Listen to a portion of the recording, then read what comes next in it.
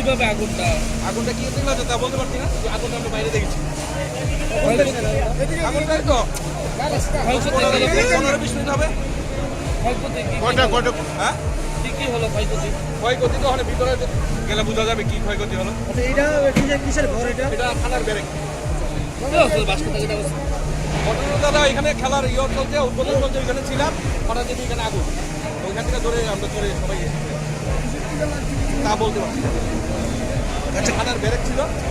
কি পুরা গেল ভিতরে, মানে কি পুরা ক্ষয়ক্ষতি?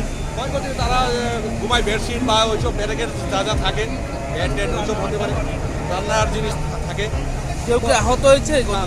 কয়টা ইঞ্জিন আছে এখন কত? দুটো। এখন আগুন কিরকম? আগুন এখন মোটামুটি নিয়ন্ত্রণে চলে আসছে। তারা মনে হয় ওই খেয়াল করছে না, তো একটু পুড়ে গেছে আর কি জানটা পুড়ে যাওয়ানে ওই থেকেই মানে আগুনটা লাগবে। এরপরে ধরুন আস্তে আস্তে উঠতে খেয়াল করছে না, আমি আগুনটা পুড়ে গেছে। কি মানে ক্ষয়ক্ষতি হয়েছে? মানে ক্ষয়ক্ষতি বলতে সব কিছু ক্ষয়ক্ষতি হয়েছে, এমনিতে মানে যা যা আসতে পারে কিছু বাইক করতে পারছে না, মানে নষ্ট হয়েছে। কিসের ঘর ছিল এটা? এটা ছিল আমাদের ফাঁড়ি আর কি, তারা থাকতো আর কি এখানে, ও যারা পুলিশ টুলিশ থাকতো তারা এখানে থাকতো সবাই।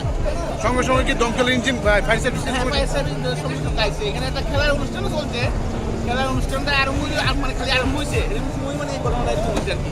এখন আগুন কি অবস্থা আছে?